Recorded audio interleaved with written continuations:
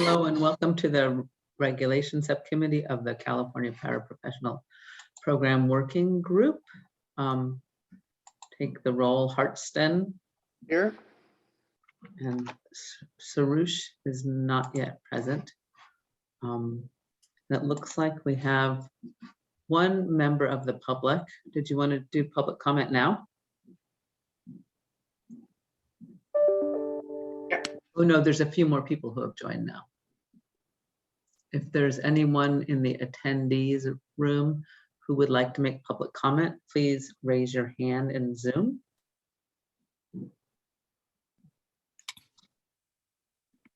I don't see any raised hands. All right. So I asked Greg if we could start off with just kind of doing a quick inventory of where we are vis-a-vis his memo and the policy topics document. Greg, do you want to maybe screen share, or I can screen share this email you sent, or do you just want to walk through that verbally? Email to you, that's fine. I just put together a list of what according to my inventory of what we have left, because we've bounced around between a couple documents now. But I think this captures where we are.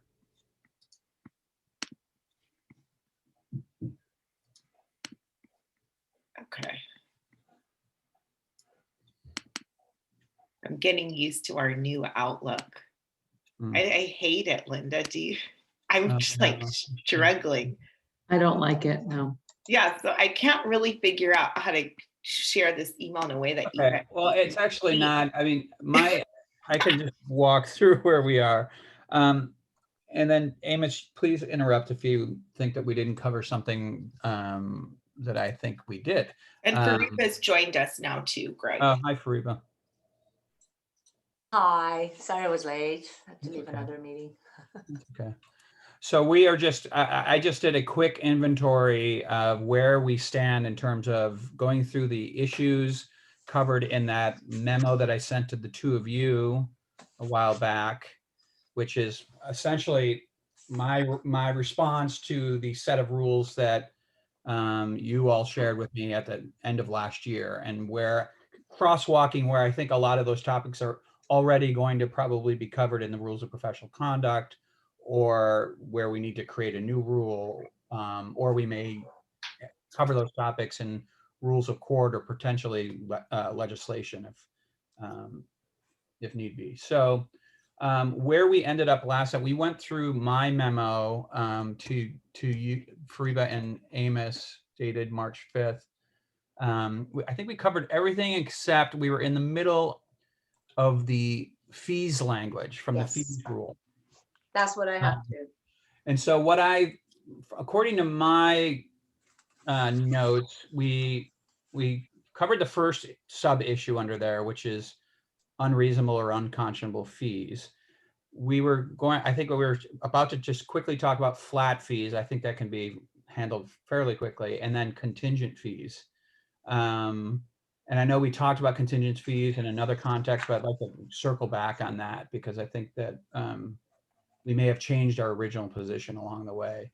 And then moving back to the policy topic, I remember I put together a document of major policies underlying a lot of the rules of professional conduct that I think would be most helpful to get some consensus on. And then based on your decisions, that will affect the revisions of the rules of professional conduct for paraprofessionals. So where I think we left off with that, I think we were in the middle of the referral fee conversation and about to move into, and I think we may have even had some initial discussion of law firms and whether or not paraprofessionals can combine together into a law firm and under what circumstances, if so, and whether or not they can practice in the same firm with attorneys, and if so, based on what restrictions, if any. So I think we need to finish that conversation as well. Also discuss sale of law firms. We have specific rules under the rules of professional conduct for how lawyers can exit a law firm by selling either their share or the entire firm. And I just want to review that rule and just see whether or not we want to apply the same standards for paraprofessionals. And then something that was not on the policy topic document, but I think we need to discuss, I've mentioned it a few times, whether or not paraprofessionals should be permitted to represent organizations or entities. And if so, subject to what kind of restrictions? I think after we finish those major topics, that exhausts my list. And I think what we need to do after that is what I probably need to do together with Leah, because she's been taking more copious notes since I've been talking quite a bit in these meetings, is put together a scorecard of where we stand in terms of the decisions you've made as a subcommittee. And then I can crosswalk it to revisions that I am proposing to the rules of professional conduct, and also assigning some of these topics to other sets of rules or potential legislation. And then we can look at the revised rules with this scorecard and talk about how to present all of this to the group on April 19th. Does that make sense? Okay. So that does make sense. I do have a couple notes on that. Mm-hmm. So I have it separate from the fee sharing, referral fees and law firms, but it relates to this 7 series rules of advertising. Mm-hmm. So we did do some policy decisions and language, but I don't think that's been incorporated yet. So we might want to go over the 7 series and the advertising. And again, I think that overlaps with the referral fee discussion a bit. And I also have some notes that there's some legislation issues, which I assume you want to keep separate, but I think we should keep them on our list, that for attorney-client privilege or work product and to support the confidentiality. I think of that as regulation, but it sounds like that's going to require legislation. Yeah, and we have several members of the Office of General Counsel at the State Bar working on putting together, hopefully, a comprehensive list of statutes. I imagine it's going to be probably at least 2 categories of statutes. One category of statutes meaning of being those that need to be amended, absolutely, in order to stand up this program. And the privilege issue, I think, definitely would fall under that. And then I think there would be another category of statutes where it may be optimal to have either some amendments or propose additional legislation just to help support the program.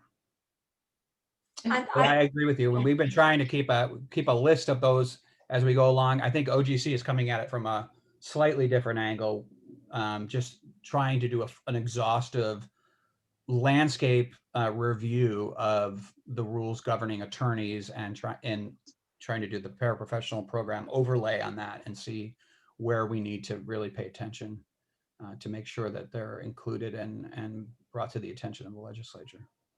And we have Ken Holloway on from the Office of General Counsel. He's participating in this meeting today. So we now have someone from OGC participating in every subcommittee.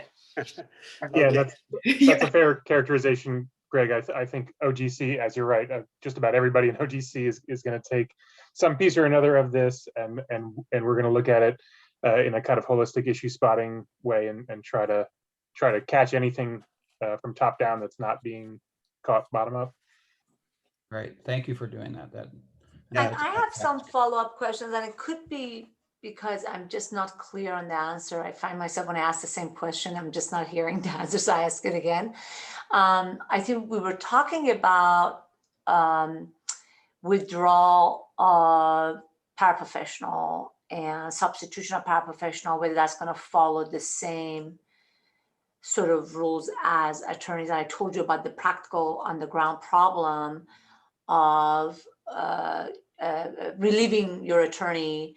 You have an absolute right to relieve your attorney, but if the attorney doesn't consent, then guess what? You have to file a motion. So like there's a difference between legislation, CCP 284 and 5 I think has to do with just family law, and then rules of professional conduct. So I wanted to just clarify where this is going to go. Just from, if I haven't heard you, my apologies. I just think we didn't finish discussion last time. And then several meetings ago, I had asked whether appearance, a general appearance by a paraprofessional, which is kind of related to the need to withdraw, it's going to follow the same rules as attorneys. That is, they make a general appearance, they're in the case until they're out. So just if you could just touch on that at some point today, I'd really appreciate it. We definitely have flagged that issue, Fariba. It's something that I think we need to work with OGC on and determining how exactly we need to address that issue. I would imagine that we will, now that we have some more clarity on in-court representation, we understand that we're going to have to really be buttoned up about how exactly the ethical standards work for paraprofessionals that are appearing in court on behalf of a client when the client wishes to terminate representation, or when the paraprofessional themselves want to withdraw, and the procedure they need to go through to do that. And so I think that's probably something that OGC is going to have to look at and see whether or not, first of all, we need to make any statutory changes. I imagine we do want, to the extent paraprofessionals are appearing in court on behalf of and representing clients, we would want to follow the same standards that apply to lawyers. And so we're just going to have to, and I believe that's your consensus as well as a subcommittee. Do I have that correct?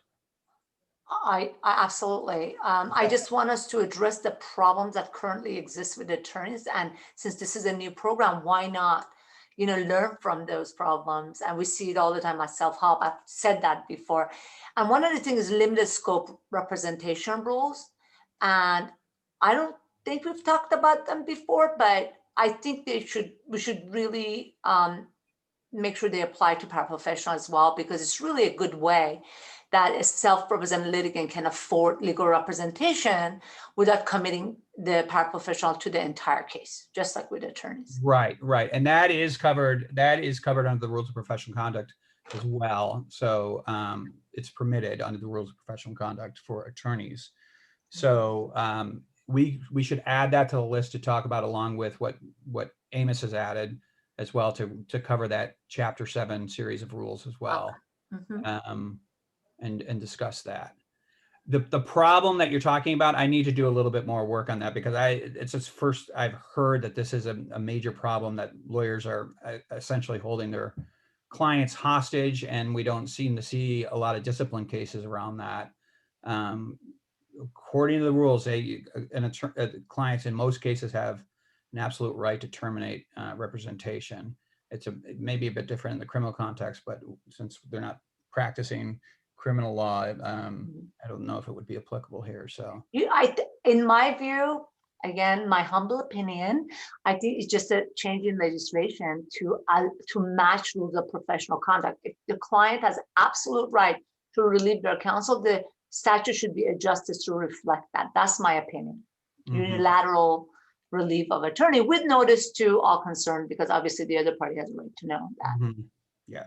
And not meaning to add to our list, because it's already long enough, but this is focused on the rules of professional conduct. It seems like we're going to need a draft of the rules of court as well. And again, I don't know if that's our committee or not, but certainly some of the things we talked about are going to go in the rules of court. And so we probably should have that on our list as well. Yeah, and that's a big issue because almost everything that everyone's working on are either going to have to go in rules of court or statutes or both. So for instance, for attorneys, the mandatory continuing legal education, there is a statute that requires a state bar to request that the court adopt rules for mandatory legal education. Then we have rules of court that cover it as well. And then there's enabling rules that the state bar uses for that. So I think to not get bogged down in that, I think that at certain point, staff is going to have to draft a set of rules of court, proposed rules of court, that stand up the entire program, stand up the licensing requirements, stand up the paraprofessional board, which has a disciplinary function as well as a governance function. And so I think first we need to decide what is that board going to look like? How is the discipline system going to work? What are the licensing requirements? And then I think the rulemaking has to happen, hopefully at least initially on a staff level. So we don't have all of you trying to draft rules. The rules of professional conduct are a bit different just because I think I'm able to help you a bit more with that since we just went through this process. And I have a pretty good understanding of those rules. And I essentially think from where we are right now that 80 to 85% of the rules that apply to lawyers are going to apply to paraprofessionals. But I'd like to finish going through the ones that where we think we have a lot of open questions. So Right. does that make sense? Yeah. Okay. Okay, so let's return to, if we can return to my memo, page 2 to 3 out of where we talk about the fee language rules that you proposed. And so I think what would be helpful, Linda, let's see, is do you still have a copy of the red line rules that I put together, rules of professional conduct? Yes, I do. Okay. I think it might be helpful because it's hard to look at two things at the same time, but it might be helpful to have those rules up first because I want to, especially with the flat fee, it's just crosswalk what is in the rule that you proposed and what I see we already are covering in the rules of professional conduct. So, move this over here. Okay. So flat fees, I think paragraph 2 of your rule is largely covered under rule 1.5E. So if we can go to 1.5E.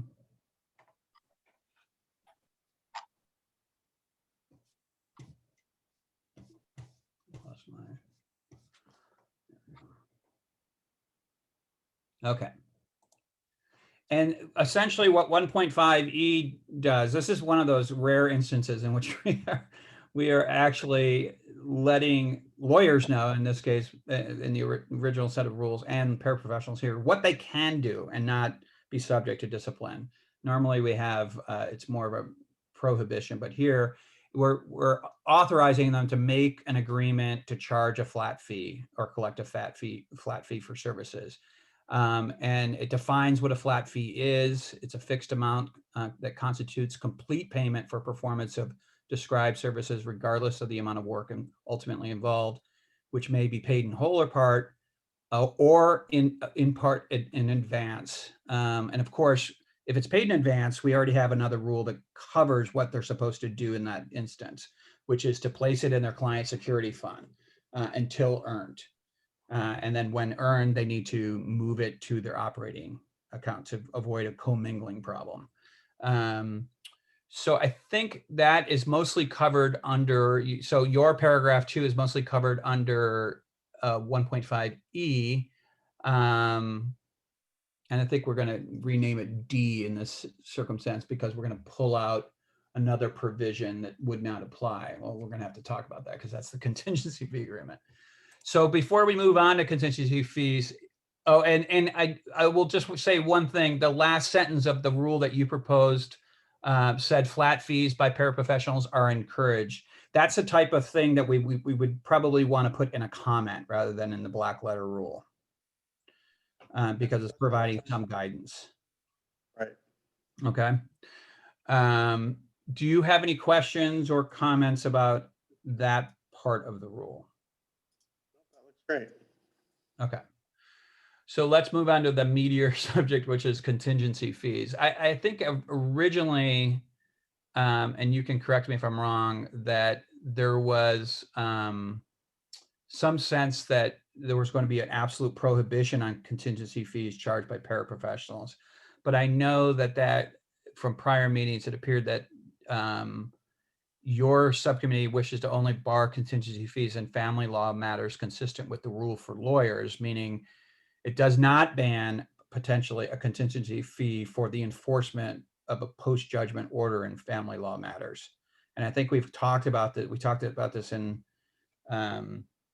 it's been, I think that the debt collection and general civil folks have been talking about the extent to which paraprofessionals should be permitted to engage in that type of activity, enforcement of judgments.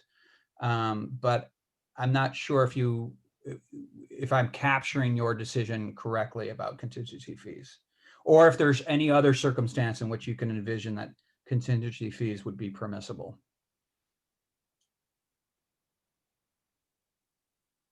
So yeah, I think I think that's right. Our initial reaction was contingency fees should be prohibited. I think we want to revisit that. I don't think we went into detail about when they would be allowed. Mhm. And I wonder if there's an easy way to do that. In other words, are we better off starting with a ban and allowing for certain ones, or are we better off, allowing for contingencies and banning them in certain situations? My preference would be to be clear, is to ban them with exceptions, but I don't know. And again, it depends on what practice areas we're talking about. And of course, practice areas can later expand. Mhm. So family law, I think there was some comfort in, but I don't know that we've really talked about contingency fees in other practice areas, or not It's much. come up, as Greg mentioned, in general civil, the enforcement of judgment. The advantage, again, you'll hear from some proponents that the advantage, especially in that type of circumstance, is there may be clients who really don't have the financial ability to pay a paraprofessional either by the hour or even a flat fee. And they have a money judgment that's going unenforced and they can't find a lawyer to help them do that, and the process seems to be too overwhelming for them to do it.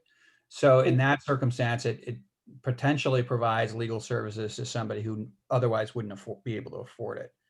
Again, I'm sure you all know, but I'll just repeat. The reason we ban it, contingency fees, in the context of family law and criminal law for lawyers, there's public policy reasons behind that. We don't want them to be unduly motivated by continuing that litigation in the family law context. It's against the state public policy to encourage and churn those cases in order to realize a larger settlement. And as well in the criminal context, it just creates conflicts between attorneys and their clients. Or for attorneys, are there limits on what contingency fees are allowed?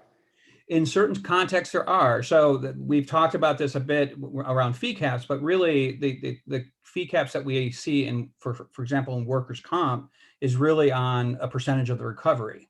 So there's a cap on that. I think in MICRA as well, in MICRA cases, there's a cap on the percentages that can be recovered as attorney's fees on a contingency fee basis.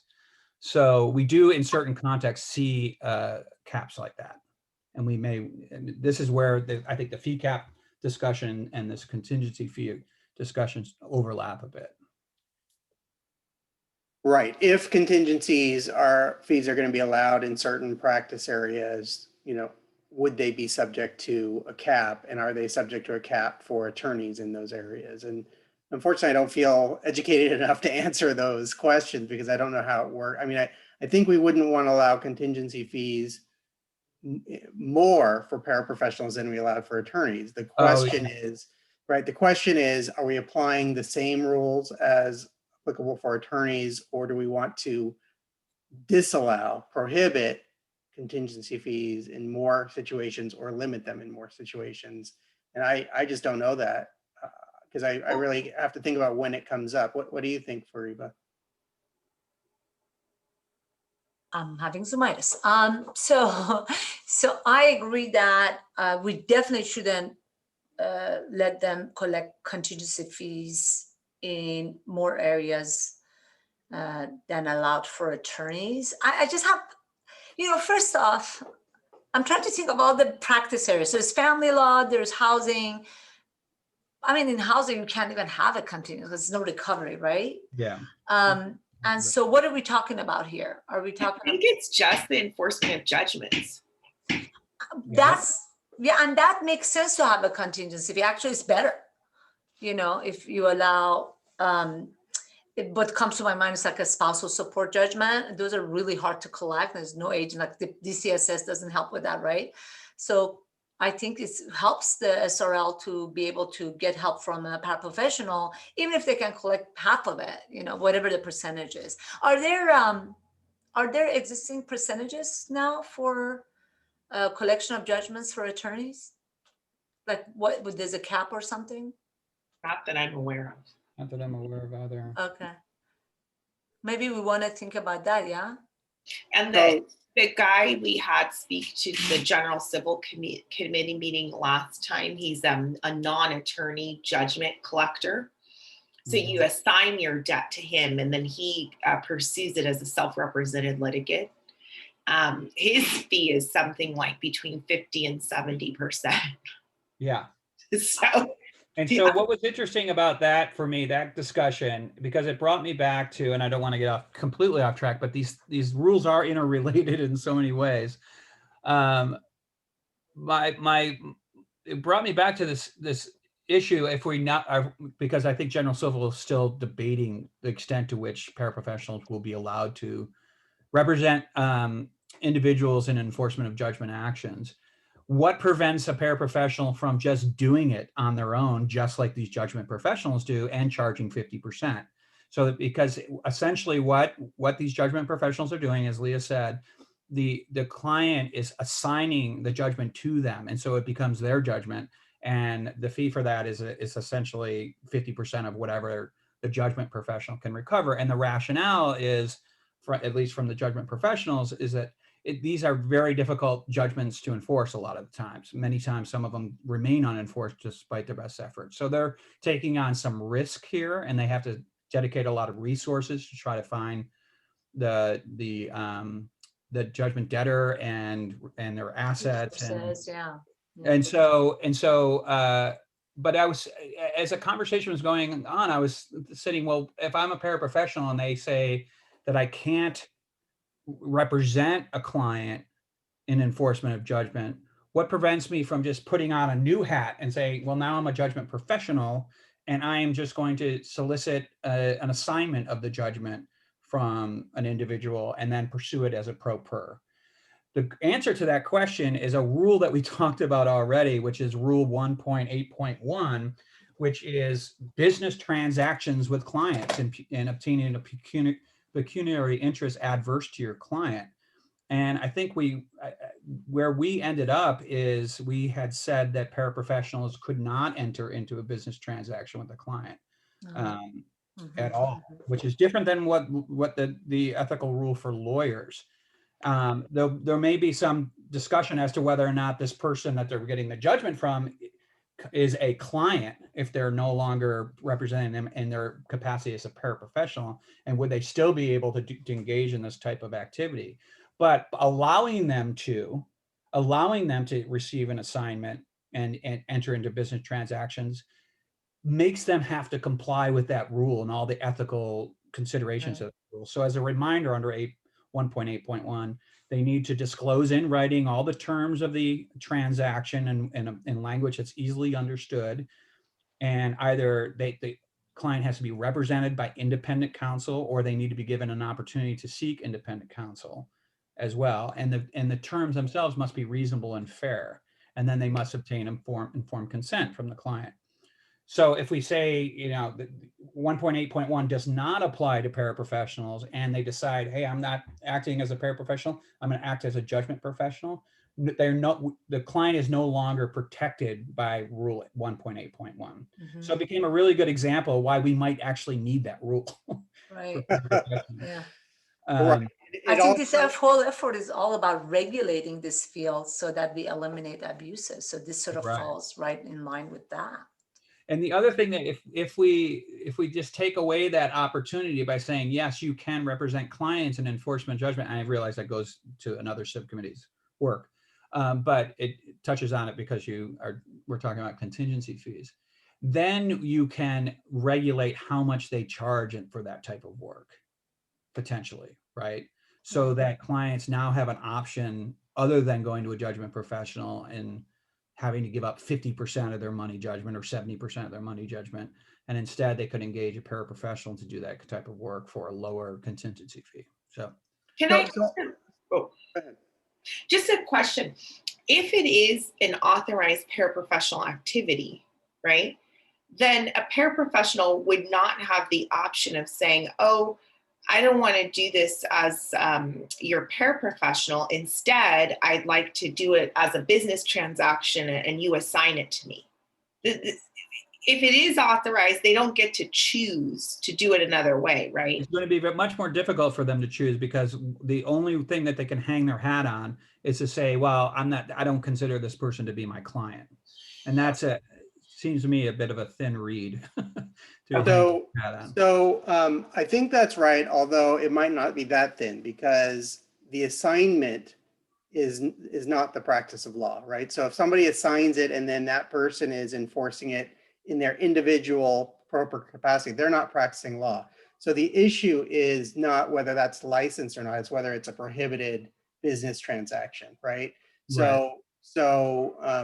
But I think ultimately you're right. I think they could get caught in it's a client and you're trying to do a business transaction with a client, but a licensed paraprofessional can do non-legal work. That's true. That's right? true. They just can because that's not what we're regulating. So I don't know if I'd consider this a loophole. It's just, there is a business out there that's not the practice of law that, is parallel.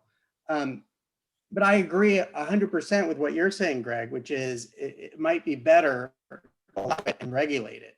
My concern is we may not be regulating what paraprofessionals can charge. And this just being one example, right? So it could be better if we allow for it and regulate it, if we really regulate it. If we allow for it and don't regulate it, I don't know if it's better, is where I land.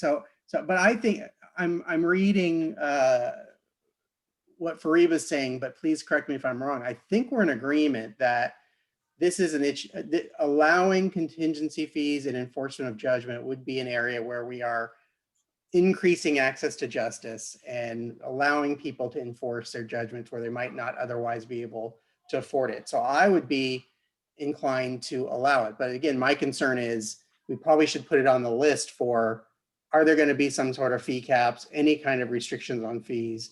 Because this is just one area where I might have some concern if there's no limits. And maybe even we put in, I don't know, Fariba, where you are on this, but maybe we put in a tentative, include it, but put it for discussion of whether it should be capped, and maybe, a possible cap is like 33%, or again, I don't know, maybe we need to look at what the caps are in those areas where attorneys are regulated. But I know when I was in private practice, there often was, a third is what's sort of acceptable in at least certain circumstances. I have no idea for enforcement of judgments. Yeah. Okay. Fariba, does that capture your thinking as well? I am so sorry. I have an urgent call. It's about my mom. Can you give me like a few minutes? My apologies. I'm so sorry. Yeah. Amos, are you thinking allowed subject to a potential cap for enforcement of judgments only? Yeah, so again, I think there might be other areas where we can consider, but I think I prefer a general prohibition on contingency fees with some express exceptions. And if enforcement of judgments is something that paraprofessionals are allowed to do, which we're not deciding here, but it sounds like maybe that is the case in family law already, and maybe it will be in general civil that we allow for contingency fees, but potentially subject to some limitation. Again, I don't know. I don't feel like I speak for this committee or for the full working group on proposed limits, but maybe we can come up with at least a tentative proposal for discussion. I feel like limits on contingency fees is probably less controversial than limits on fees overall. It's just my sense. Yeah. Okay. Okay, I think that makes sense. All right, so I think we are done with my memo, the memo from March 5th. Can I just comment though on the fees? Sure. So I don't think we're in agreement on the proposal on the fees, just more generally about the unreasonable versus, well, maybe we covered this last time, sorry. Your draft of the rules, I think, replaced unconscionable with reasonable. and then listed out the same unconscionability factors and added one at the end. And the reason why I just want to remind us that I don't think we're in agreement on this yet is because I think we're still stuck with the policy discussion of what we're going to do. But I do think we are in agreement that we shouldn't try to replace unconscionability with reasonableness for the rules of professional conduct, but we still have sort of the discussion of what do we do? So Amos, if I could jump in for a second on that, because Leah and I were just speaking for, unfortunately, only about 1 minute earlier was all the time I had. We were thinking, because this is such an important topic and because really truly reasonable minds can disagree on this, whether it wouldn't behoove us, and I know we've all had way too many meetings as it is, but to have a standalone meeting as we did with in-court representation to tackle the subject matter of potential fee limitations. And I just wanted to kind of take the temperature of the people on this subgroup about what you think about that. So I think that would be great. I hesitate only on behalf of Greg because he's explained the background on this so many times. He'll have to do it again. Yeah, but I completely, I mean, I feel for Greg as well, but as I was saying to Leah earlier today, I think it might be helpful also just for the whole group to take a step back for a minute and get the overview on, there are all different kinds of legal services that are provided. In what areas do we limit fees? To what degree? I mean, I think we need to kind of take a step back and look at the entire landscape, understand what happens across it, and then talk about it in the context of the paraprofessionals. I think that would be great. I think some of the homework we probably have to do in advance of that is by practice area, because I think where we're going to end up is maybe a different answer for different practice areas. So unless you want to do your sort of default rule and kick it to the subcommittees, I think it might make sense to say, I think there's general agreement that family law would be hard, but housing and consumer debt might not be so hard. Yeah, and so I think it would be interesting, so when I say I would really, because also for myself, because I always try to remember, like, wait, what do we do with LDAs, or what do we do? I mean, I'm constantly trying to remember myself and constantly forgetting clearly. So from my point of view, even though so far I haven't had to cast a vote, it would be really helpful to kind of have that in one place, right? Like, what is the overview, and do we limit it in certain areas or not?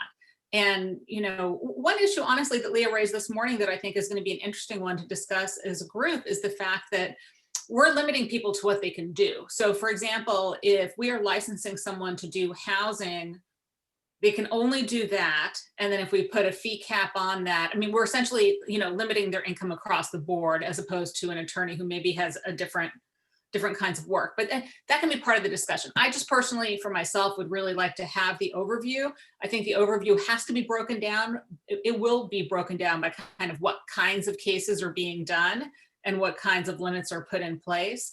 And hopefully that helps us think about how to apply it here. But as you said, it might vary by practice group. And so kind of why not, bring everyone together to have the conversation as a whole.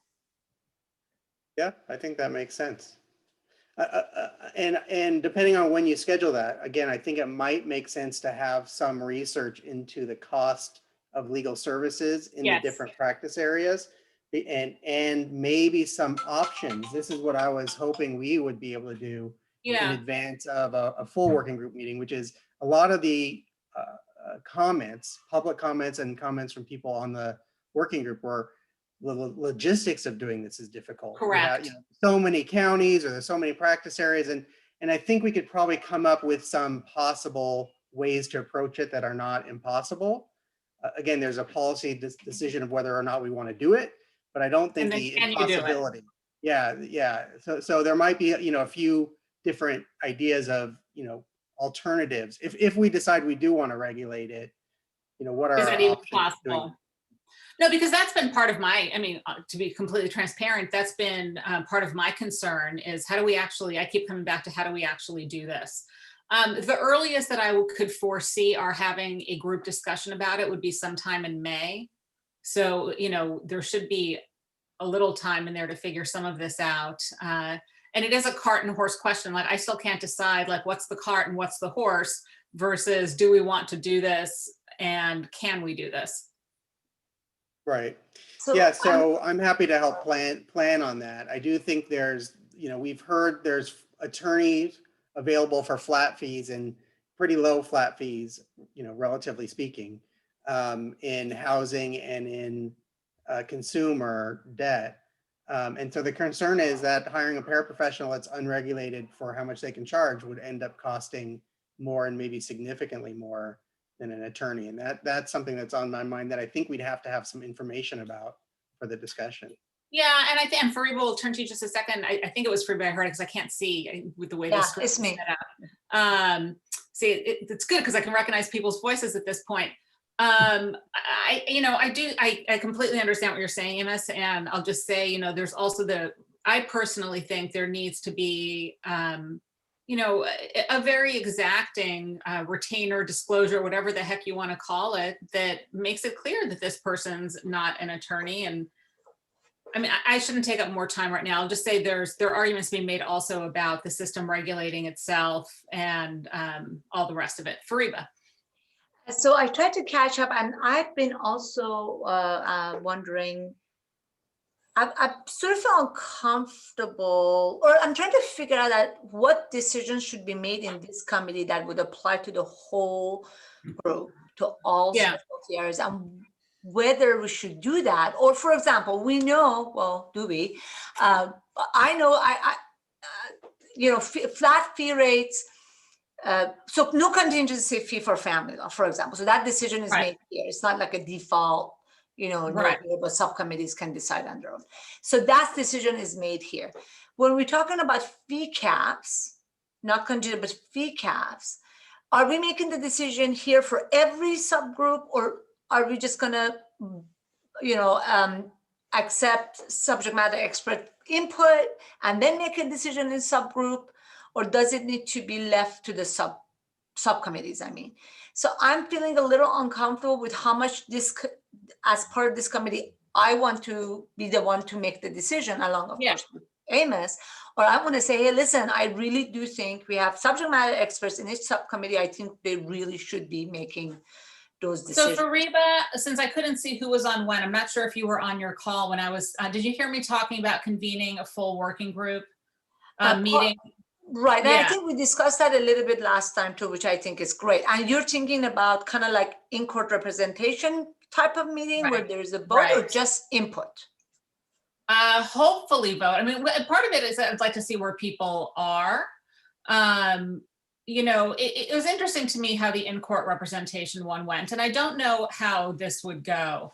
But at the end of the day, if you have, 9 of the working group people or 10 of the working group people feeling that either yes or no, there should absolutely not be let's put aside contingencies, that there should not be fee caps, or there should be fee caps to be determined by subject area, because I'm sure that if the group as a whole thinks that there should be fee caps, I'm sure that would be to be determined by the subject matter areas, as opposed to there must be fee caps all over the place. But for example, if 9 or 10 of the working group people absolutely, after having a full discussion and getting all the information and maybe having an expert speak, feel that no, there shouldn't be fee caps, then I think we're done. Then we put a cap on it and we don't then go back to the working groups to have them work on it. And subject matter groups, excuse me. So that's part of my thinking behind why should we meet as a whole, as an entire group.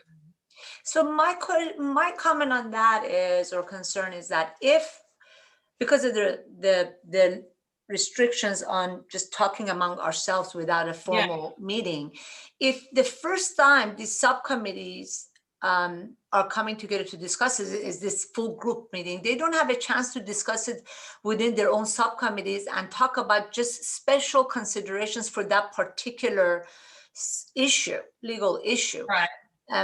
And that's what a little bit bothered me. Although it could be queued up. I mean, what we could do is, theoretically, it's early April in a couple of days, theoretically, and I'm just making numbers and weeks up at this point, but one could say, early next week, we're going to have a meeting in, mid or late May. So it's like 6-7 weeks ahead of time. So we are going to be having this meeting and we are putting together information for it, but kind of like a preview so that the subcommittees, when they're meeting between now and then, because all of them will be meeting over the course of a 6-week time period, have the opportunity to start I don't know if it would be helpful for them to start talking about it amongst themselves, understanding that it's not a request that they reach a decision at that point. Mhm. And for example, as the chair of family, if I know this is coming up, I would want to put it on I think at Your least one agenda. meeting. I want Yeah. to discuss the flat fee issue, because even though contingency fee is out of the question, I think the flat fee question the flat fee schedule could be used in family law. Maybe Right. it's hard to figure it out. I think some paralegals have flat fees right now, Yeah. and in housing, because mostly landlords are represented, I know they have flat fees, I know. And part of the work in building up to this, I think, is disclosures, because I think at least some people feel like disclosures might be a better solution. But what would those disclosures be, and what would they say, and what information is available is another concern. So, again, I think we have a little bit of work to do, but I like the idea of teeing it up for the full working group.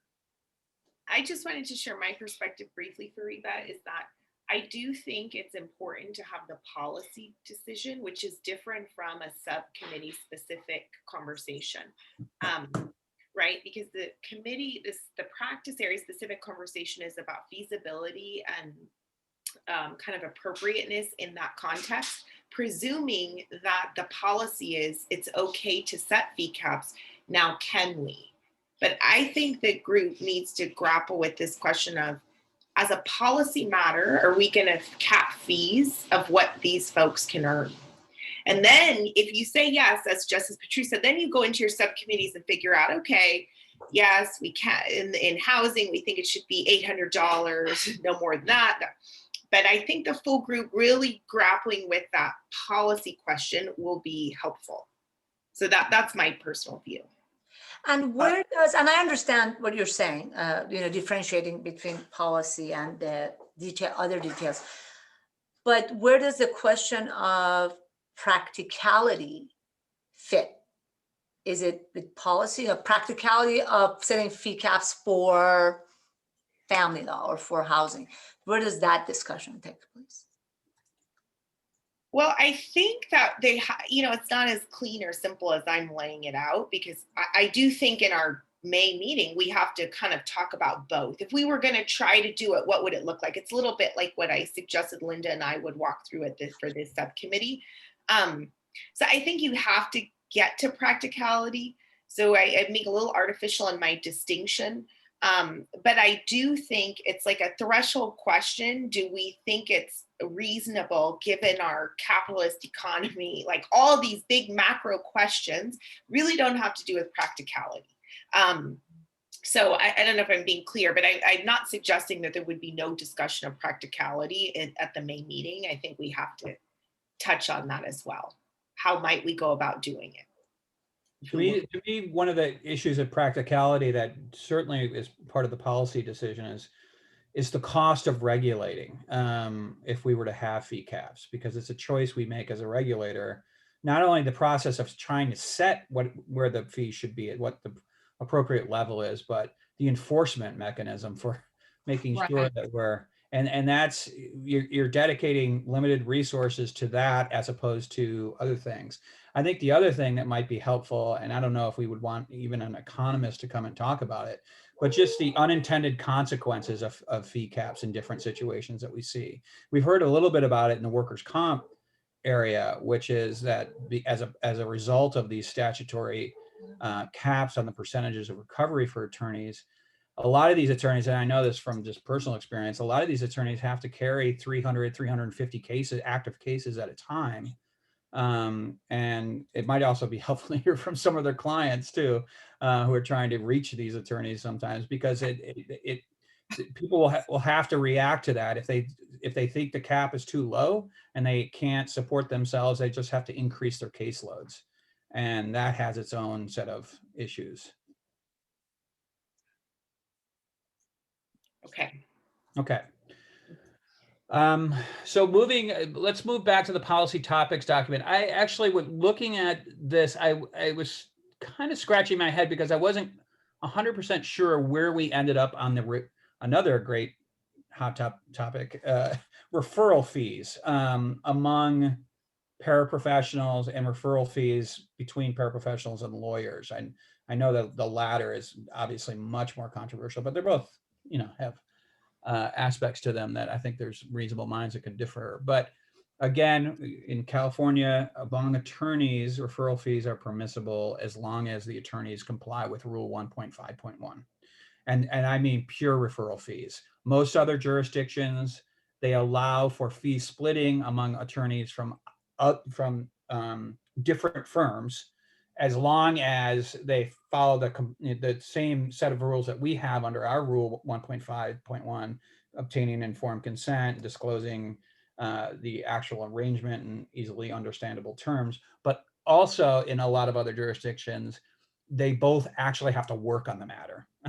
And the amount they're receiving is proportional to the amount of work they're doing. We don't have that in California.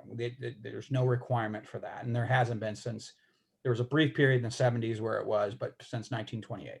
So I'm not sure did we come to any consensus on how we want to handle referral fees?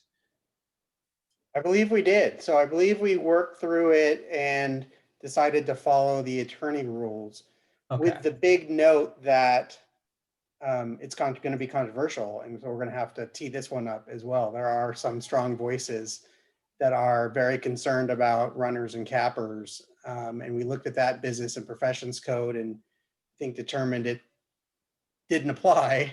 Well, it may not be that simple. It kind of gets back to what Professor Moore was talking about in the last instance. I mean, it contemplated, there's a carve out in the business and professions code for unless otherwise permissible under the rules of professional conduct, but I'm sure that was contemplated to be the rules of professional conduct for attorneys. And so this may be one of those statutes that goes on OGC's list that we need to look at, because that is one of the reasons why we do have pure referral fees among lawyers. So we're allowed to have that under the current scheme. But and I think it was clear to me that the consensus amongst the two of you was to allow pure referral fees between paraprofessionals, and you also want to allow them between paraprofessionals and lawyers. So I think we came at this a little differently, but I think we did work through this, which was we want paraprofessionals and attorneys to be able to work in the same law firm and share fees.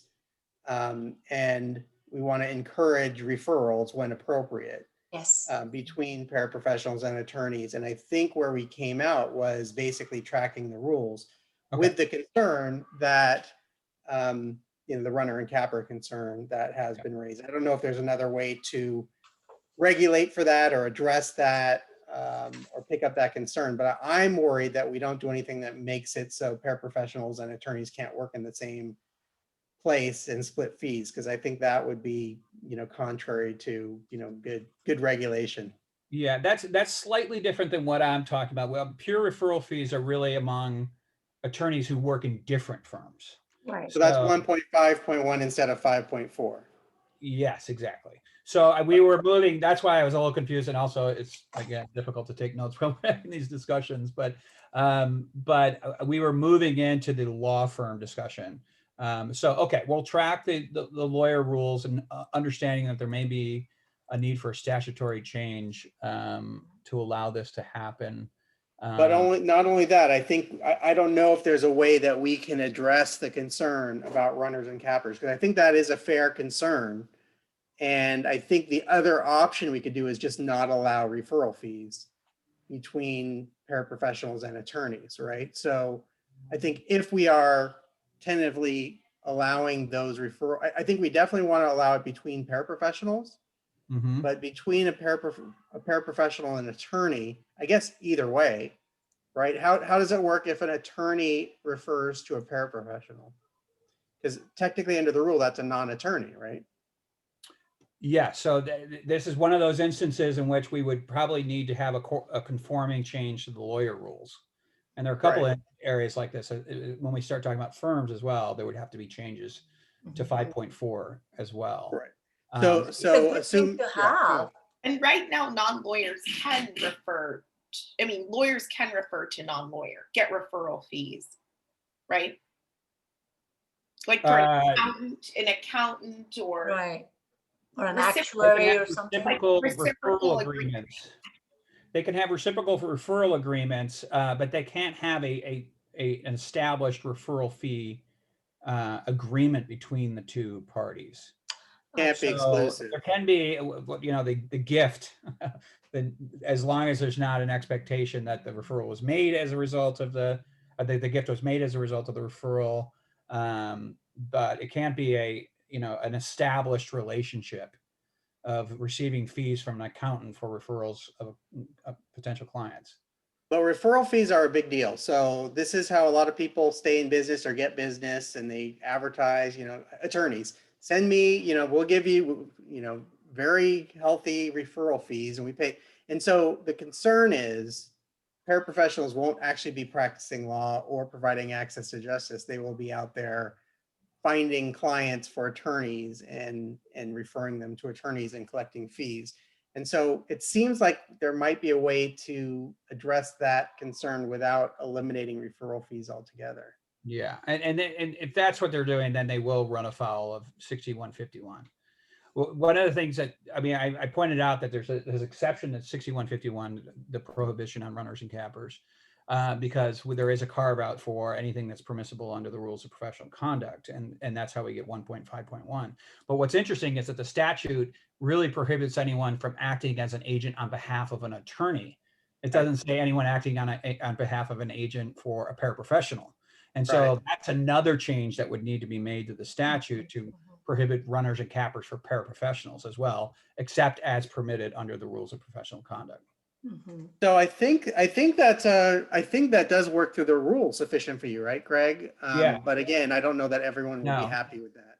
Yeah, no, I understand. Okay, so and then we started to talk about law firms. I think the general consensus was yes, that paraprofessionals should be permitted to combine together in law firms, limited liability partnerships, or law corporations. There may be some changes that are needed to accomplish that. I know that Leah had talked about the fact that technically the state bar does not regulate law firms as entities, but there is a requirement under business. 1 second, Greg, I'm sorry. Linda, do you have the policy document? Oh yeah, that would be helpful. Opposed to the rules? I don't think that I have that. Okay, let me send that to you then. I'm just going to grab some water. I'll be right back. Okay.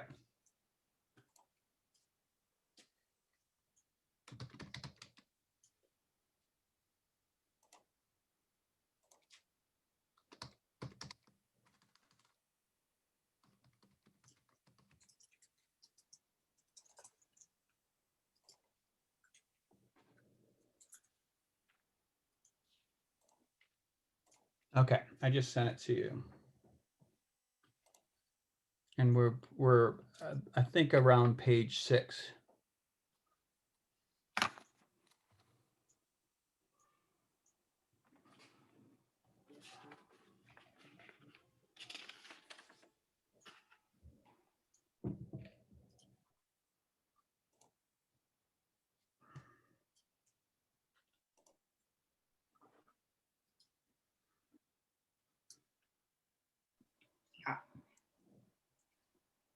In my notes, Greg, track what Amos said in terms of the decision around referral fees. Oh, they do. Worth. Okay, good. Is that where you said modify to address paraprofessional context? Yep. Okay. That's fee splitting, but above that, Yeah. between paraprofessionals, between a lawyer and a paraprofessional. Okay. Yeah. That's what I highlighted. Okay. Okay, yeah, so here we are right there. Perfect. It's Reba back. And this version, unfortunately, has my notes in it, so sorry. That's why I didn't send it, Linda, because but anyway, whatever. Okay. Do we have Fariba? No, I see a piece of art.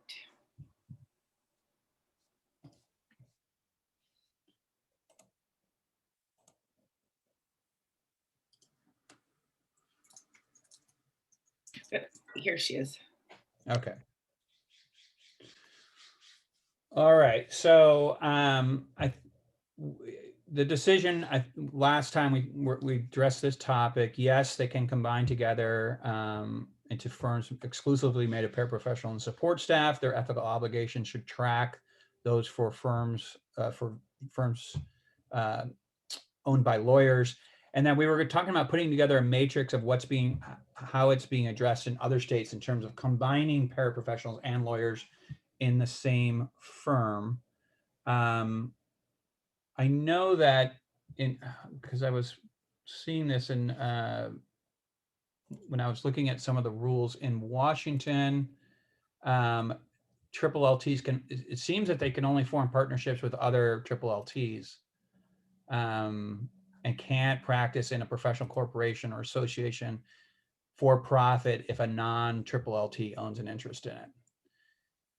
That's I know in Utah, they permit them to own their own firms, and they can own a minority stake in a law firm that includes lawyers, but they can't own a majority stake.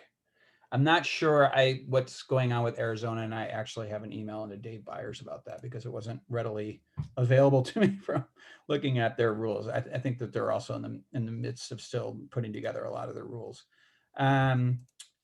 So what are some of the big issues here? Well, I think one, we do have statutes that govern both professional corporations and limited liability partnerships providing legal advice. So professional corporations do need to register for certification with the state bar. As part of that, they need to comply with this guarantee that all shareholders will be jointly and severally liable for errors and omissions claims established against the professional corporation. And failure to comply with those registration requirements results in a suspension of their ability to practice law as a professional corporation. Similarly, and that's under Business and Profession Code 6171, and then there's state bar rules pertaining to that as well, starting at 3.150.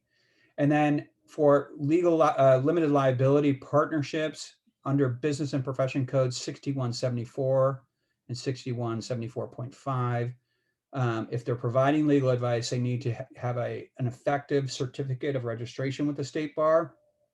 And that includes compliance with the security requirements under Corporations Code section 16956A2. And which means they need to carry some errors and omission insurance at the statutorily required levels.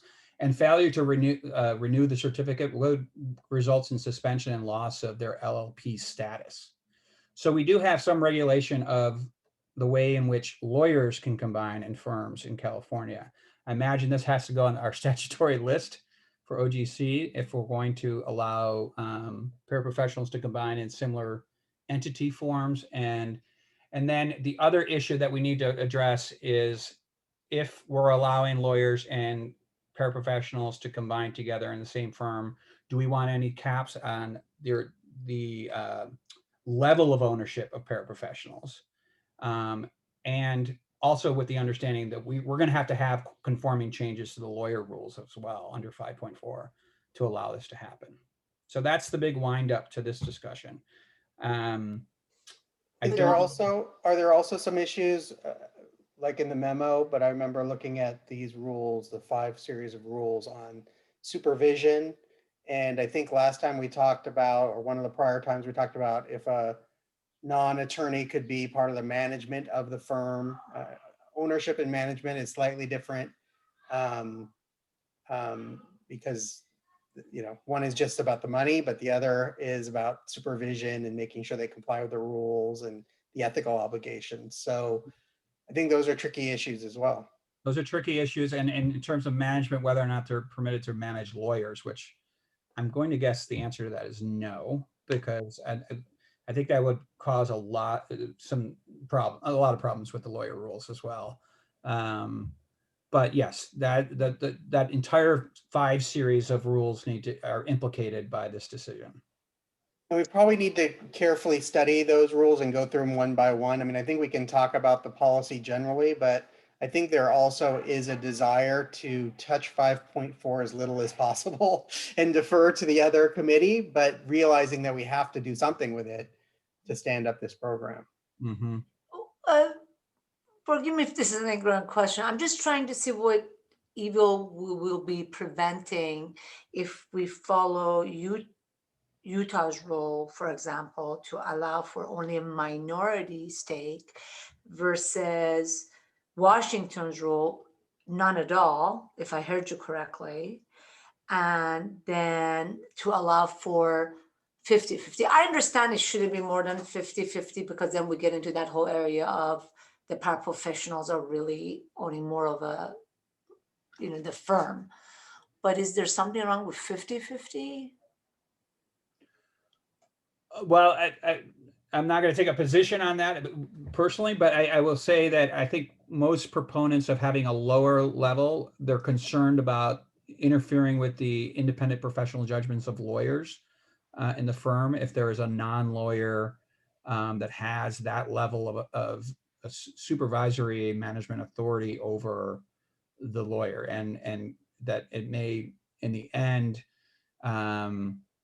some of the decision making that may be involved would be to the detriment of the client rather than. So there's always been a hesitancy to try to prevent anyone from interfering with the lawyer-client relationship and allowing the lawyer to exercise their independent professional judgment rather than considering financial considerations or any other types of considerations that may not, and in the end, be in the client's best interest, if that makes sense. And just to be clear, to add to that, sorry, I think it's not just ownership of 50% or more, but that's really a big justification behind no fee sharing at all with non-attorneys. So the current rules, 5.4, and what is so controversial is lawyers are not allowed to share legal fees with non-attorneys at all. So even if it's 1% or 5%, let alone 51%. So and it's a big deal. Some people who really are trying to protect the independence of lawyers. Sure. I understand the concern. My only question now is, we're creating this new group of regulated licensed professionals, and a lot of the regulations are going to track attorneys, right?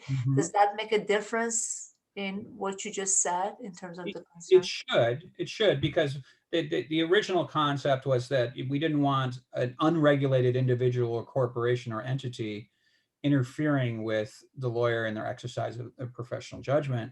But what we're talking about is potentially the decision makers within the firm all being regulated individuals. The paraprofessionals are regulated, and they are subject to similar ethical obligations to an attorney. So for instance, they will have a rule 2.1, which requires them to exercise their independent professional judgment and not allow undue interference with that professional judgment. So it is different in that way. It's not necessarily a corporation coming in and really acting in its own best interest to maximize profit. So I would be comfortable, Free, but I'd be interested in your initial thoughts or maybe final thoughts if we're in agreement. I'd be open to us proposing a minority stake is okay.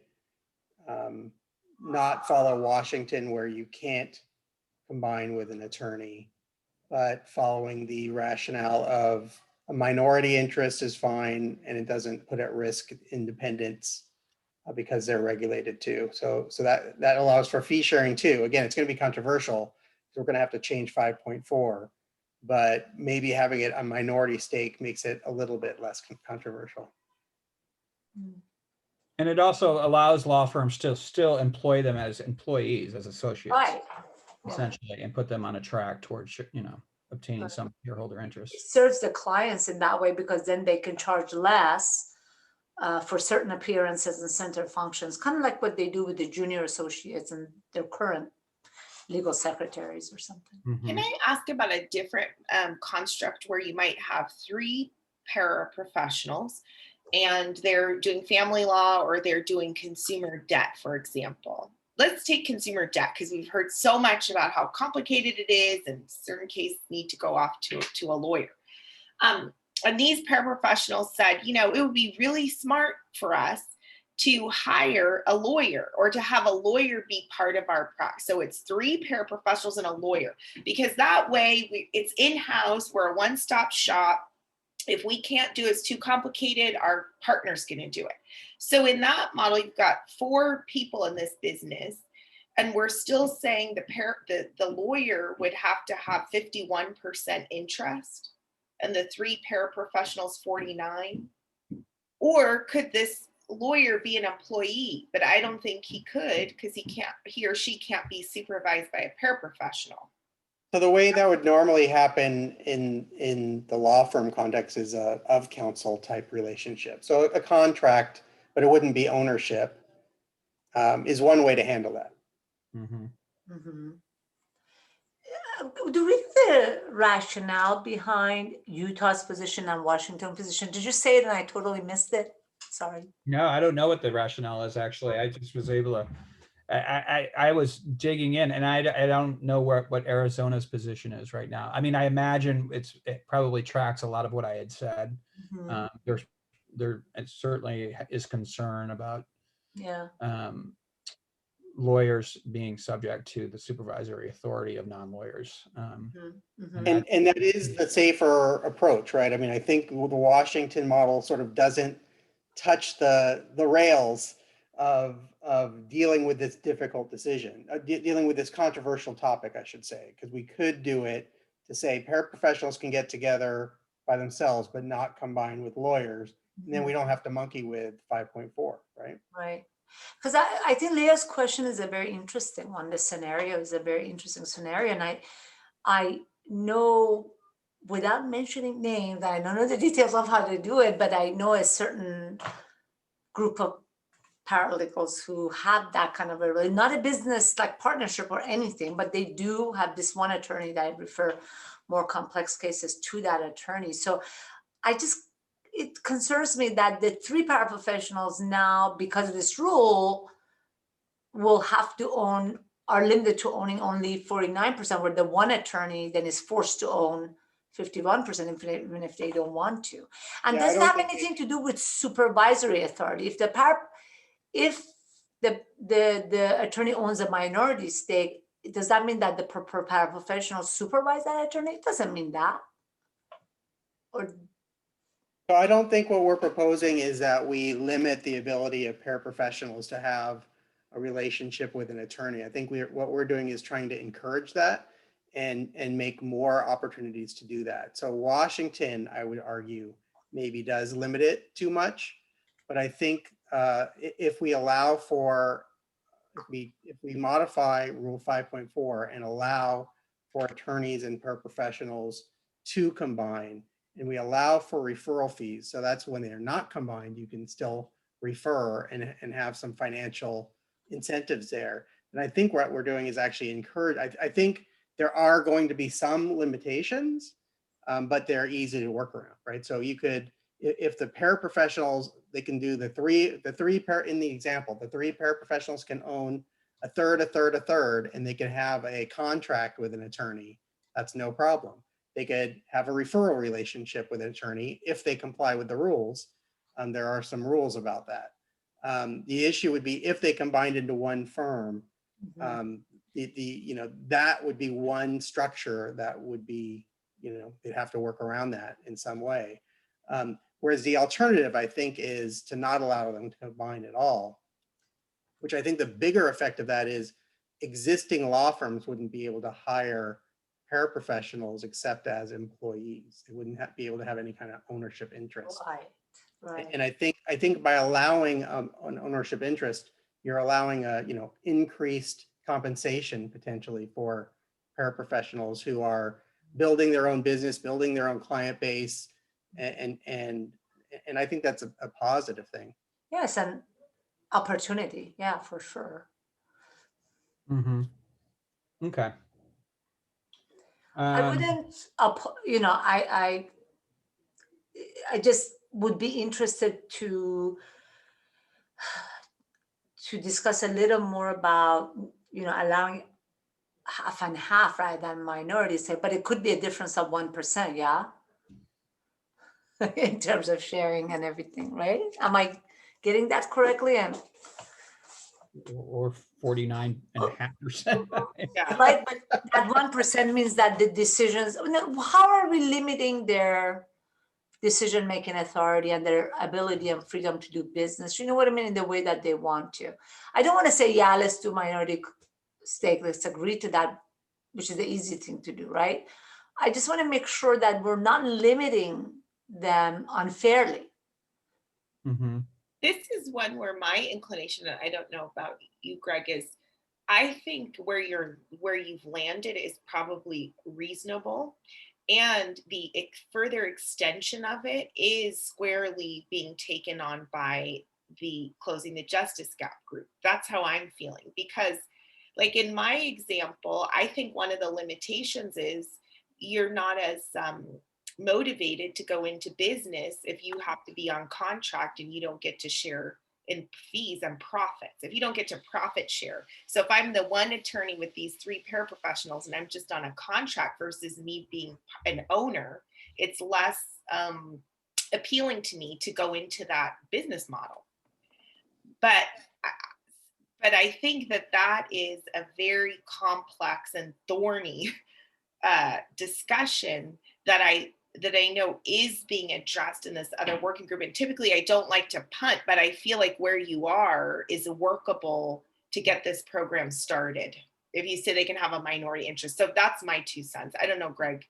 I agree. And this is, again, another example of how these rules interact with each other. To the extent that you're allowing you as a subcommittee are agreeing that paraprofessionals and lawyers from different firms are able to pay referral fees to one another, that opens up the door, I think, for law firms of all lawyers and paraprofessionals of all paraprofessionals to work together in the way you're envisioning, but in separate firms, potentially as a workaround, or as Amos said, engaging a lawyer as a contractor of counsel is another way that they can work around it. But the larger issue of the extent to which non-lawyers and lawyers should be allowed to combine together and practice in firms that provide legal services, that is really one of the main topics that the Closing the Justice Gap group is looking at right now. So it may be a helpful interim step to do what you're imagining here, which is to say, yes, they can combine together in the same firm, but if they do that, the paraprofessionals can only hold a minority stake for now. So it's subject to change, right? Well, yeah, everything's subject to change. Yeah. And we have a pilot too, so you know, could be, like Leah said, is a good starting point. I do think Fariba's final question, though, is still an open one, which is separate from ownership, the management or supervisory responsibilities, I think, is a separate rule. In other words, even is a paraprofessional allowed to be on the management committee of a firm that has attorneys? That sort of question. Again, I'm not sure it's all answered just by saying they have a minority interest. We need to talk about the supervisory issues too. And really, there's a couple questions: whether or not a paraprofessional can be in a managerial or supervisory role over an attorney. Mm-hmm. Also, whether or not an attorney can be in a management or supervisory role over a paraprofessional as well, because we are imposing upon them also the obligation to exercise their independent professional judgment. So it may be that we want to keep things clean. Paraprofessionals supervise paraprofessionals, lawyers supervise lawyers, and never the twain shall meet, potentially. So when we're talking about ownership, that's a little bit different because it's really exerting financial control. Financial, yeah, profit sharing. Yeah. I could see decision-making. an experienced paraprofessional. Oh, I'm sorry, Greg, were you No, talking? that's okay. Oh, sorry. That's all right. I could see an experienced paraprofessional supervising baby attorneys, because they know way more. Nothing derogatory about that. I'm just saying new attorneys. Yeah, and Greg, I don't know if you were inviting this for comment now or this is just on our list, but I do think having an attorney supervise a paraprofessional isn't a problem. I don't know why it would be. Attorneys are allowed to supervise other attorneys. So I don't see that as an ethical problem, but again, I have to look at the rules to see if it makes it complicated. Okay. Greg, in this, I know you have to hop off soon, but in this supervisory responsibilities paragraph here, there's a question: should we assume that the paraprofessional working together in a firm should have similar obligations? So there you're talking about paraprofessionals in a firm, no lawyers. Do they have similar obligations in terms of supervising subordinate paraprofessionals and non-lawyers? Yes. Okay. Yeah. All right. And there's rule 5.2, which is really the obligations of subordinate paraprofessionals, because there may be circumstances in which your supervisor is telling you to do something that you reasonably believe violates the rules of professional conduct or other law, and what your obligations are in terms of either raising that with others or making sure that they have a reasonable basis for making that determination. So. But we'll have to, I think, sort through this more hybrid model in terms of how it shakes out and the supervisory responsibilities, because I see what you're saying, Amos, that lawyers should be permitted to supervise paraprofessionals. The harder question may be what to the extent to which paraprofessionals can supervise lawyers. So that's what I think.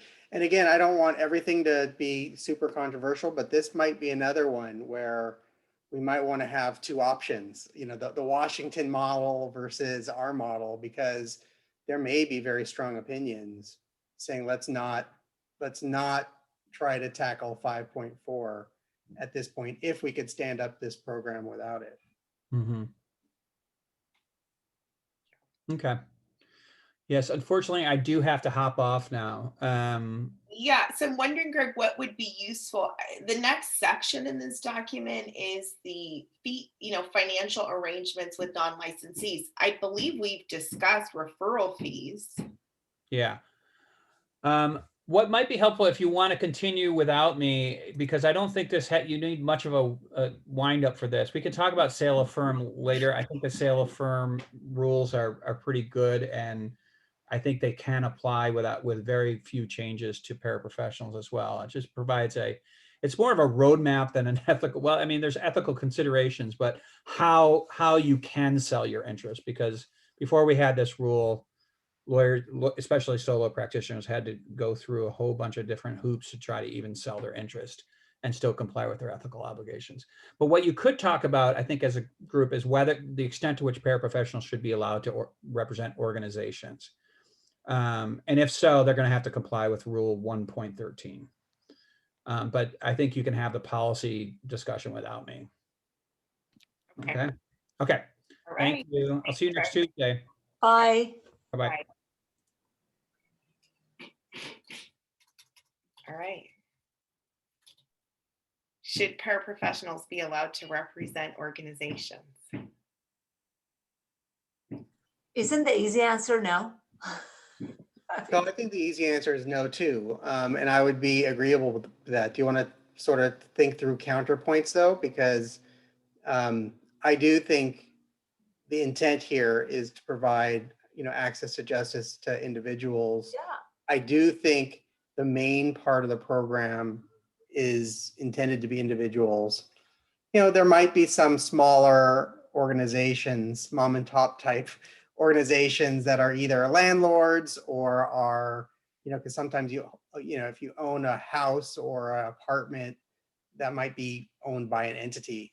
Or even on the general civil side, I can see there being mop and pop. So that there might be some areas where it's not at least offensive that we're not talking about large corporations. But in the main, I think I'm comfortable with limiting this to no organizations or entities as clients. I also agree that it's not in harmony with the goals of this program. And I suppose to your second point, Amos, that we have to define what we mean by organizations. Well, we don't if we just disallow it. If we ban it, that's easy. Well, yeah. I think if we want to allow for, some, Mhm. that's where it gets a little bit trickier of how to define it. Yeah, I agree. What do others think? I don't have a vote on this, nor am I a member of this committee, but nor have I been with the working group from the inception. So that's 3 strikes against me. But given all of that, I have not been hearing any conversation regarding contemplating paraprofessionals or whatever we're going to actually call them, representing entities. We've been talking about individuals the entire time, as far as I'm aware. Mhm. I think that's right. It has come up in some of the committee discussions, but always with a concern, like, would this mean, paraprofessionals companies could be hiring paraprofessionals to do this? And it was always sort of negative. I think, again, the one aspect where there might be room is in the landlord tenant on the landlord side. But there too, weren't we talking more about, the person who's renting out a room in their house needing this kind of assistance? Mhm. Yeah, I think that's right. So the only question is it common to like a trust? Right. I Well, think a lot of people own their homes through trusts, for example. as soon as I heard this question, I thought, limited civil collections cases, companies, instead of sending a lawyer, they would send a paraprofessional. But that recommendation is already very explicit that the paraprofessional can only represent the debtor. Correct. Okay. I think we should just move forward with what it sounds like is all of our instincts, which is just limit it to individual Mhm. representation. I agree. I agree too. It may be something we want to flag for the pilot period in terms of data collection. Like, are the paraprofessionals turning away small mom and pop landlords that are creating, I don't know what they might be creating, LLCs or something. But Right. yeah. Are there any practice areas? I'm trying to think that would, for example, involve a mom and pop small business? No, right? Judgment enforcement. I mean, yeah, the general civil. I'm going to apologize. I need to bow off. And Lee, I'll talk to you at 3:00. Okay. Bye-bye. Bye. So, I'm sorry, what did you say? It would So I involve think the small general business? civil, general civil, maybe even debt collection. I mean, when you have a small business, all these same legal issues can come up. Right. And you don't have a lot of cash or Yeah. capital to necessarily hire an attorney. So Do I we don't want think, to I don't add think this? we should, oh, go ahead. I'm sorry, I interrupted you. Oh, I was just gonna say, I don't think we could say these legal issues wouldn't impact small businesses or mom and pop. I think we just are saying as a policy decision, we would be limiting it to exclude that, subject to potentially revisiting it later. But I think, again, I think the example that comes to my mind is, if you have a small landlord either renting out a room in their house, or maybe they have one rental property or a back out, a granny flat or something in the back where they could be renting it out, but they could own it as some sort of entity as opposed to individually, which I don't think is that uncommon. That's why I'm thinking, we may have to look at the option of defining organizations to come within the sort of group of people, if you would, or litigants we want to help through this new licensed professional program. I mean, if we were trying to define it, there might be ways that aren't so hard, that have bright lines in terms of size or, annual profits or number of owners or things like that. But I think it's probably, if everyone's comfortable with it, I think we're probably better off just starting this program just focused on individuals. It's definitely cleaner. Yeah. And like I said, like there have been concerns raised in housing around many aspects of it, but one is that the paraprofessionals are only going to represent landlords, and you're going to exacerbate disparities. So that really lends itself, if housing ultimately makes it through and it's part of the pilot, to collecting data around who these paraprofessionals are representing. So similarly, I think we could collect data about who they're turning away because they are an organization and make adjustments accordingly. Okay. Everything is subject to change. Like life. In life and in this. Life is subject to change. Yeah. Oh, yeah. You can't predict what's going to happen. Okay, so I feel like that's the only assignment Greg gave us. We could spend a couple minutes, Linda and I, just sharing with you, I'm happy to do this, how we developed fee standards for court-appointed counsel, if you're interested in hearing about that. Sure. Otherwise, we could just end early. Yeah, let's talk about fees for a few minutes. I think it would be good to get that overview, and if you want, maybe just some brainstorming. If this is going to go to the full working group, what other information should we be trying? Should we have recommendations? Should we have alternatives? Should we collect information, or are we ready for that discussion now? And where is the subject of the title of this new licensed professional group going to be? Well, Where's that going to end up? Justice Petru and I have this really fun meeting with it's the ball's in my court. We had a fun meeting with her friend who is a professional namer, like names drinks for Starbucks. Hello, I'd like to do that job. It was really creative and fun, and we came up with a long list. Oh, Sorry, Greg, I wanted the court to take what might not be, acceptable to the court. Can you guys hear me? yeah. Terrible Wi-Fi right now. Donna's taken a look at it. Now we have a shorter list, and it's on me too. Justice Petru wants to turn it into a survey, send it out to the working group to get an initial, winnow it down to maybe 5 or 6 choices. And then we're going to do some kind of fun exercise with everybody. But there's Fariba, let's try. Cool. Fariba, let's try to get 1 or 2 on that list. Maybe if we submit our suggestions now. Yeah, I know. You guys have shut up, man. Do you have one that you like? Early in this process, we were talking about it, and I did take some notes and thought there, but I don't have that in front of me. But I do have. I also came up with some. I just said there should, in the title, it should. Where did I write it? I have so many notes. Be descriptive, right? It should be. It should have some sort of attorney somewhere in there. Well, That's okay. She was super creative. So we did things like go back to the days of the Roman Senate, and what did they call the equivalent? Get out. Yeah. No, come on, give me an example. Come on. It's just us.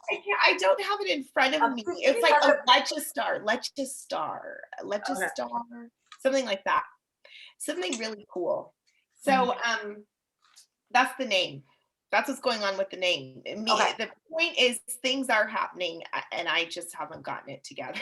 So if you're going to do a survey, can you let us know if there's an opportunity to get, I don't know if you're soliciting possible names before that, or even if you're not soliciting, if you might accept 1 or 2, because it sounds like once we do that narrowing, we're not going to be able to necessarily go back to the. Well, no, I think what we'll do is in the survey, we will ask for additional recommendations. This is the beginning of the process. Got it. Okay, great. Yeah. All right. So court-appointed counsel. So do you want to start, Linda, or do you want me to do it? I'm happy to sort of do the introduction. Okay, do that. And I'm going to try getting on a different Wi-Fi network. Okay, go ahead. So when I first started working with Leah at the Judicial Council on this project to come up with standards for compensation and experience requirements and training for court-appointed counsel in juvenile dependency cases. And as part of that, we were charged with developing what the fees should be for programs statewide. And so we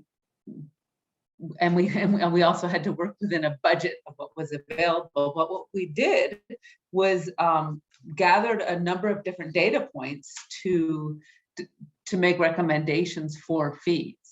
And I don't know if we need, if I need to provide more detail than that, Leah, or do you think that's sufficient? Or I don't know if you Well, have I any- think that the point with this model is that we had, again, like a policy perspective, that we were trying to achieve parity sort of in the courtroom between the different sides. So in a dependency case, you always have the county represented by county counsel.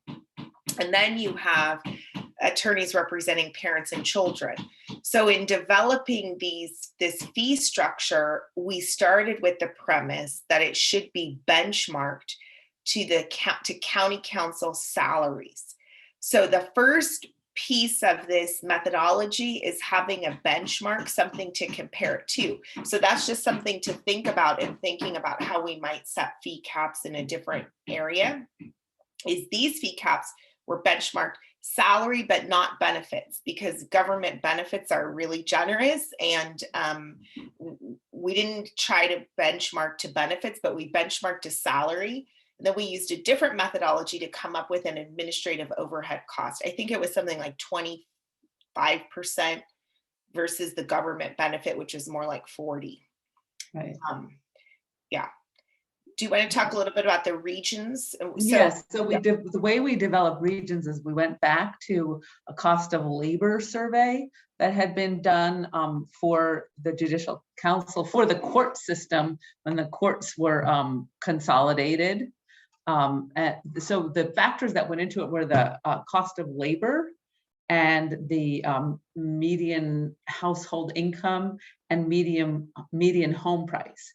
And we got that for all the different counties, and then using that came up with 4 different regions, and they weren't geographic regions. So sometimes there could be a region 1 county that was in one place, and then in another place they weren't necessarily contiguous. So once we came up with the different regions, and then the county council salary also was included in that. Once we came up with the regions, then each county was put into one of 4 regions, and then the salary was based on the average county council salary within the region. And then it was then all the counties in that region, the same cost model applied. So this other set of like inputs is having cost of labor or cost of living statewide by county, which we do have. Like, we could replicate that. I think the harder piece is, and here we are benchmarking to what people are earning, which is different from like what we think people should charge for services. And say you wanted to benchmark to what attorneys charge, and you wanted the paraprofessional to be 50% less or something like that. Or you wanted to benchmark to, I don't know what, but in the legal context, when we've talked about how we might do this, it's very difficult to figure out what we would benchmark to. And there's such a lack of transparency around what attorneys charge that is like, even if you figured out what you wanted to benchmark to, could you get the data? Whereas with government salaries, like county council data, that's all public. So let me ask this. So what was the position that this fee schedule was for, or fee caps were for? This was for court-appointed counsel in juvenile dependency cases. Okay, and did it ever get adopted?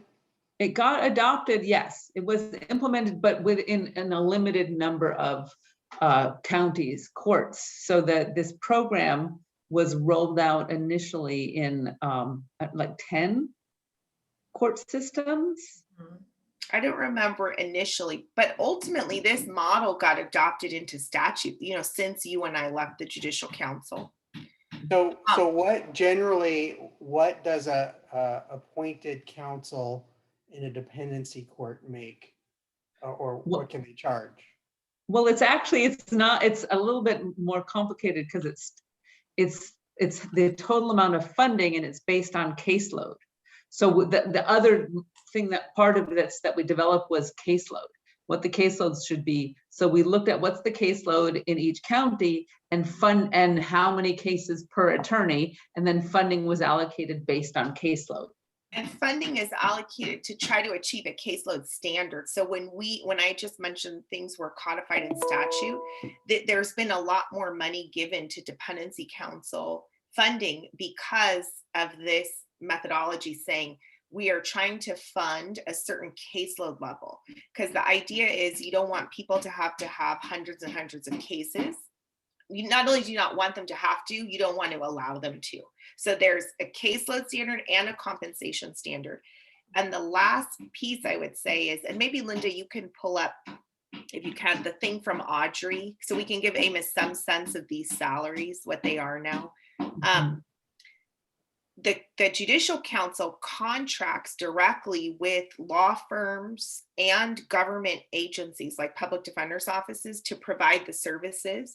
And this methodology forms the basis for the dollar amount of those contracts. So you have people who are on salary doing this in various firm settings.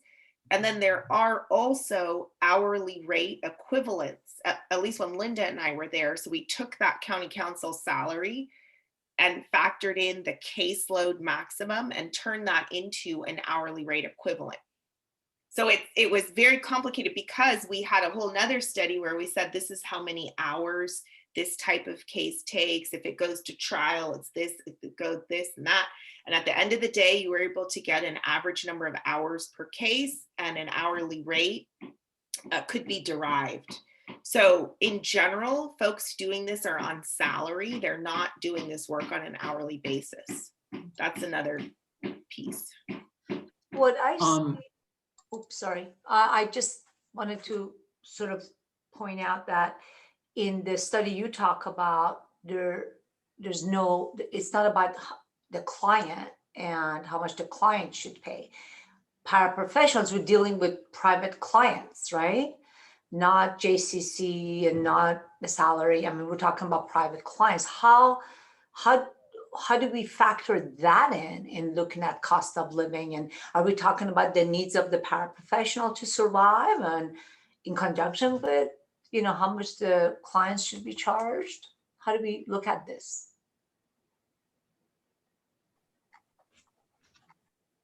You're on mute. If I was going to try to do this in this area, let's just pick a county. And let's pick one practice area, okay? So we have two goals, I think. One is making sure it's affordable, and from a policy perspective, we want that to be less than what somebody would pay an attorney for. So we're assuming these folks don't qualify for free legal services, and we want them to pay less than they would pay an attorney. And we know that the paraprofessional has to be able to survive. Okay, so that you've got these two different things. So on the less than what you would pay an attorney, you'd have to know what attorneys are charging in the area for that particular service, I think. And on what they need to survive, that's something that you would use these kind of cost of labor, cost of living. You could use some like census government data. So you'd somehow take these two data points and create caps. You'd basically say, okay, like Linda and I have done some digging at these low bono attorney services. And we saw somewhere on some LA websites, like $800 flat fee for, I think it was a housing case. But that was not, those were just sort of recommended. They're not true caps. Yeah. Not caps. But so let's say you use that $800, and then we said, okay, for paraprofessional, we think it has to be at least 50% less than what you would pay an attorney. Like that's how we start to try to get there using this methodology. So I like that approach, but given my concern that is if we don't regulate it at all, not only is it not going to be 50%, it might be 150% or 200%. So I don't think we should I don't think we should set ourselves up for failure by trying to regulate it too much. I mean, setting caps at 50% is one way to do it, but setting caps at 100% or 99% is another way to do it. Again, the fee cap idea is that you shouldn't be paying more for a paraprofessional than an available attorney. So again, this goes into policy, because if you figured it out at 50% and it worked out fine and everyone said, yeah, you can make a good living that way and consumers are protected, great. But if what that leads to is saying, yeah, see, we can't regulate fees, paraprofessionals should be able to charge whatever they want, then I think we're, again, missing the point of trying to create some consumer protections. It's not to make it a not attractive profession. It's to create a licensed professional with built-in consumer protections, which here means, it's a less costly alternative than an attorney. And Right, for but me, that does require you to know what the attorneys charge. right. Sorry to interrupt you, Free, but and that's No, like that's- a real challenge here. And as Linda said, even when we had a call with one of the incubator programs, and we dug around and looked at what this LA has a fairly robust, I forgot what it is, this incubator kind of website. But when Linda dug into it, they're just recommendations. They don't even really know what the attorneys are actually charging. So that's very challenging about this environment. And I think it's going to be very challenging to choose that percentage if we go that route, and staying away from being arbitrary. I think that we're just, just creating this massive amount of work. But then I'm not a specialist in that type of work. Maybe there's some, like the name specialist person that you guys talk to. Maybe there's a specialist out there that knows how to do this. And I just can see so many different factors. Like, okay, the pilot is going to go with venue, right? So in Santa Clara County, we have a lot of professionals who live in neighboring counties because it's cheaper, but they do business here. And with remote courts right now and everything being done remotely, they don't even have to pay for the commute, the cost of commuting to appear in court. So I'm just really concerned about how we're going to get this work done if we decide to go that route. And I just want to say that I think I want to give credit to clients to know when when they can pay this amount and they just hire an attorney.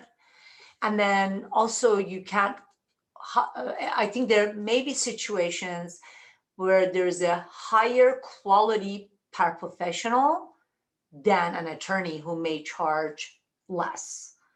And you get more for your money if you hire the paraprofessional because of the experience, especially in the area of family law. So as far as the data point that we need for what attorneys charge in these areas in the different geographical regions, that's something that you feel like we need, but we can't get? Is that what I'm hearing? Yeah. The only data we have on attorneys, so we have a voluntary survey that the State Bar has sent out previously, and some attorneys have responded what their hourly rates are. And I think it could be cross-referenced to type of practice, but not specifically aligned with our practice categories. And we don't know what percentage of an attorney's practice is in different areas. And then there's the Clio data. If you're familiar with Clio, that law office management software that a lot of private attorney small law firms use. So Clio publishes reports on average hourly rates for the people that use its software, but that doesn't have any practice type data. So those, when we've tried to understand attorney fees, those are the two data sources that we've gone to. So since we're looking at very limited practice areas and limited tasks in practice areas, is it too much to ask to just try to collect new data on this? Like, pick maybe the pilot counties and just, go out and try to hire a lawyer and see what it costs, or talk to some clients who have hired lawyers and see what they're paying. Because it seems like just saying we don't have the data is one approach. But again, I think we're creating a new licensed paraprofessional. And so we could be arbitrary. We could just decide here's the cap, but if we're trying to do a more complicated and inclusive and account for different regional differences, it's better to have data, no question. But I don't think just the fact that we don't have the data currently means we just don't regulate it. I don't think we would want to do it via secret shopper, or kind of what you're talking about, but because I don't think there's very little reliability in that.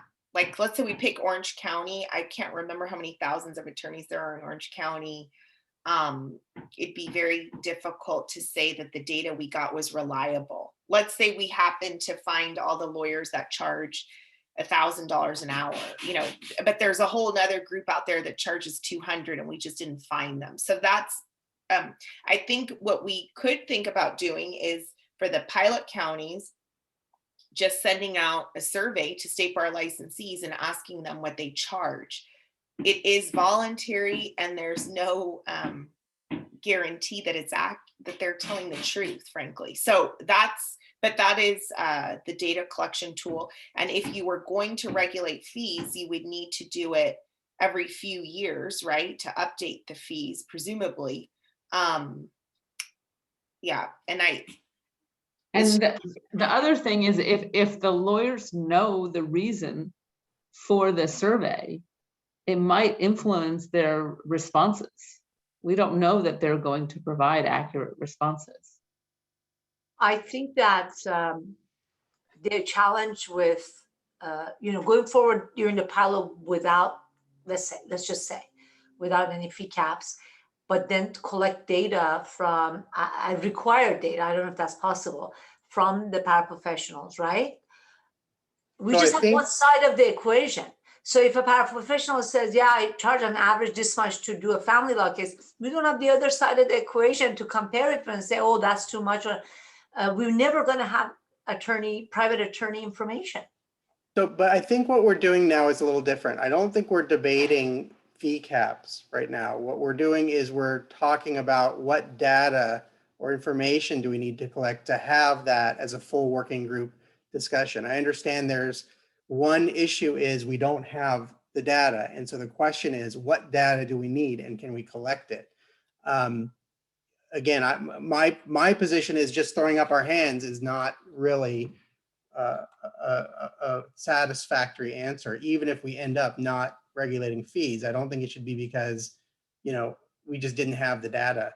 And again, we've already heard a lot of public comment about concerns about the data this committee, this working group's already relying on with respect to the justice gap and selecting practice areas. It's not a perfect survey or data that we're relying on, but I think we're comfortable that there is a justice gap and that we're doing the right thing by trying to address it. And same thing with fees.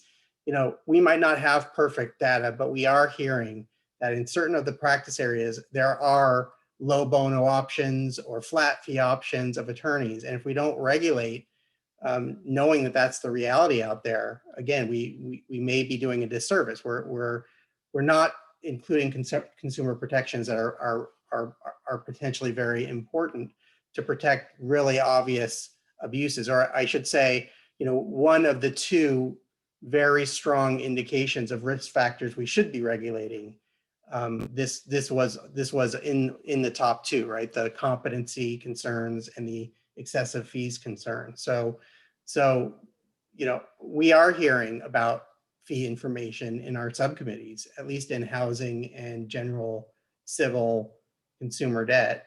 And it seems like we should probably do a more thorough job than just the anecdotal information we're hearing in committee. But we can't just say, since we don't have the data, we're not going to regulate. Okay, it's three. I think maybe you could put forward a suggestion that we collect the data from attorneys on a voluntary basis. You may also want to consider a suggestion that we require attorneys to report what their fees are. I think if we require it and it's regulated, it's going to be more accurate than what we get in a survey. And as Linda mentioned, attorneys knowing the purpose of the survey, I think that really calls into question the validity of the data we get back. And can we just ask people to come and provide information during our subcommittee? So we've heard a couple people already, but why can't we just get more examples of what people are charging and what services are available and at what cost? That's what we're relying on in other areas of our work. You mean our members? I think that's really, I think we can, Amos, but I would just suggest when you're talking about setting the amount of income that a person can receive, that has really a different level of significance than which practice areas we're selecting for inclusion of the program. Are we using justice gap study data? Are there problems with the data? There are really serious implications to what you're suggesting. So doing it by anecdote, I think is very problematic. Because if somebody just says to us, oh yeah, there's this low bono program and you can get this services for $150 an hour. How do we know how many people those low bono attorneys will serve? And is it a mixed caseload? They do some low bono, they do some not low bono. When we talked to the incubator program down in Southern California, it sounded like there were a lot of issues with capacity and it really being able to work. So I just don't think we can do this on anecdote. I feel like that would be irresponsible of us. Seems like if we were going to set, if we were going to have regulations setting fees, we would need to have really reliable, defensible data. Yeah, so that's what I'm suggesting that we try to do. I'm just saying as an alternative, I don't think the alternative is just say it's too difficult, we don't have the data. I think we need to take steps to collect the data. Okay, well, I think certainly this is good in terms of teeing up for a meeting in May. We could talk about what we might do to collect reliable data for sure. And we have some very good data people in our office. So yeah, we can talk about how we might do it, or we can present the data that we do have and the Clio data, because that data is available. I know I have another meeting right now. I'm sorry. Oh, okay. All right, guys. Thank you. Next time. Bye. Bye. Bye.